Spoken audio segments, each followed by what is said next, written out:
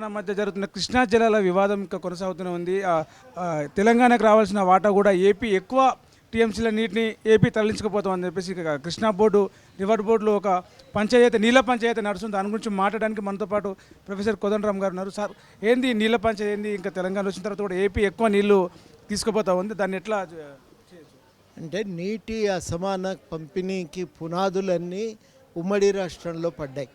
వాళ్ళ చేతిలో అధికారం ఉంది కాబట్టి వాళ్ళు మొత్తం కృష్ణానదీ జలాలను తరలించుకొని పోయింది.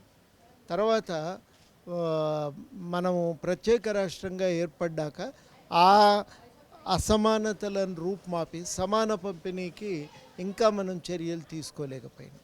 ఆ చర్యలు తీసుకోలేకపోవటం చేతనే ఇవాళ ఇంకా తెలంగాణకు నష్టం జరుగుతున్నది. వాస్తవము అర్థం కావాలంటే పాగపుల్లారెడ్డి గారు, ఆయన స్వాతంత్ర సమరయోధులు, గద్వాల ప్రాంత నాయకుడు, ఆయనతోనే ఒకసారి మాట్లాడితే చెప్తున్నారు ఆయన అసలు మొట్టమొదట కృష్ణా ట్రిబ్యునల్ వచ్చినప్పుడు ఈ ప్రాంత అవసరాల గురించి గవర్నమెంట్ ఏ రకమైన నివేదిక కూడా అప్పుడు ఆ ట్రిబ్యునల్కి ఇవ్వలేదు. అయితే వీళ్ళకి తెలియదు అది ట్రిబ్యునల్ వస్తున్నది. వీళ్ళు కలిసి మాకు ఇన్ని రకాలుగా న్యాయం జరిగేది, నిజాం పాలనలో ప్రణాళికలు తయారైనాయి అంటే, అయ్యో మాకు చెప్పలేదు, మీకు జరిగిన అన్యాయానికి పరిష్కారంగా ఒక జూరాల ప్రాజెక్ట్ ఇచ్చింది. అది కూడా పూర్తి కావటానికి బోల్డంత సమయం పట్టింది. ఇవాళ మనం కోరుకునేది ఏంటంటే ఈ అసమానతలు పోయి తెలంగాణకు న్యాయమైన వాటా దక్కాలి. ఆ న్యాయమైన వాటాకు 10 ఏళ్లలో ప్రయత్నం జరగలే. రాష్ట్రం పూనుకోలేదు, కేంద్రం ప్రయత్నం చేయలే. చట్టం అడ్డం ఉన్నది అని చెప్పి వాళ్ళు ఆగినరు. వీళ్ళు వెళ్ళి దాన్ని సాధించే ప్రయత్నం వీళ్ళ వైపు నుంచి జరగలే. చివరికి ఇప్పుడు బ్రిజేష్ ట్రిబ్యునల్కి మన వాళ్ళు కొంతమంది ఉండబట్టి ఢిల్లీలో వాళ్ళ ప్రయత్నం ఫలితంగా బ్రిజేష్ ట్రిబ్యునల్కు అధికారాన్ని అప్పచెప్పినారు. ఆ నీటి పంపిణీ జరగాలి. ఇక్కడ రెండవ సమస్య ఏంటంటే, మనం నిర్మాణాత్మకంగానే ఒక సమస్య ఉంది. మనం కొంత ఎత్తు మీద ఉంటాం, వాళ్ళు పల్లాన ఉంటారు. కాబట్టి ఆ పోతిరెడ్డిపాడు తూము ద్వారా ఎన్ని నీళ్ళు అంటే అన్ని వాళ్ళు మరలించుకొని పోవచ్చు. మనకు వాలు మార్గంలో తూము తెరిస్తే నీళ్ళు వచ్చేది ఒక్క సొరంగ మార్గమే. ఆ సొరంగ మార్గం పూర్తయితే తప్ప న్యాయం జరగదు. అది మొన్నటిదాకా నత్తనడక నడిచింది. దురదృష్టవశాత్తు ఇప్పుడు ప్రమాదం జరిగింది. అది తొందరగా మళ్ళీ మనం ప్రమాదం నుంచి బయటపడి దాన్ని పూర్తి చేసే ప్రయత్నం చేయాలి. ఇది మొదటి అవసరం. రెండవది, ఈ అసమాన పంపిణీ కారణంగా మొదట నీటి పంపిణీ చేయాలి 2 రాష్ట్రాల మధ్య. వేసవికాలం రాబోతుంది. ఇప్పుడు నీటి సమస్య, సాగుకు నీటి సమస్య వచ్చే అవకాశం ఉంది. వీలైనంత తొందరగా జలాల పంపిణీ చేస్తే రైతులకు ఉపయోగకరంగా ఉంటుందని చెప్పేసి ఒకటి వినిపిస్తుంది. వాస్తవం అది చెయ్యాలి.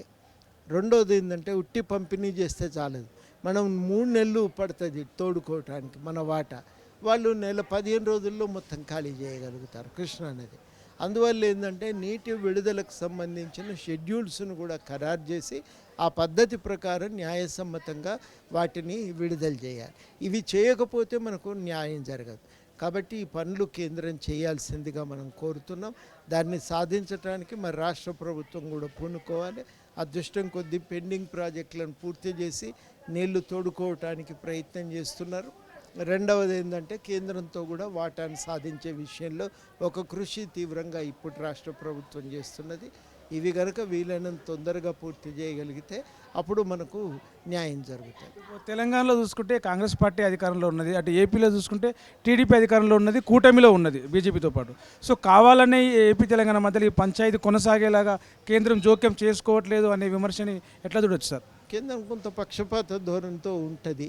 ఎందుకంటే ఎప్పుడు కూడా నరేంద్ర మోడీ గారు తల్లిని చంపినరు బిడ్డను బతికించటం కోసం అని చెప్పి వ్యాఖ్యానించేవారు. అది అన్యాయమైనటువంటి వ్యాఖ్యానం.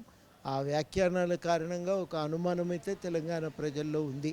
మన పట్ల వాళ్లకు గౌరవం లేదు. సమానంగా ఒక దృష్టి, ఒక అన్యాయం, చారిత్రకంగా అనేక కారణాల వల్ల నష్టపోయిన ప్రాంతం అనే అంచనా లేదు వాళ్ళకి.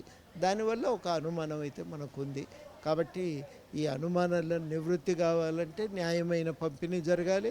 న్యాయమైన కేటాయింపులను వాడుకోవటానికి నీటి విడుదల కూడా ఎట్లా జరగాలనేది మనం ఒక పద్ధతిని పెంపొందించుకోవాలి. సో నీళ్ళ పంచాయతీ, కృష్ణా జలాల నీళ్ళ పంచాయతీని తెంపాలంటే కేంద్రమే జోక్యం చేసుకోవాలి.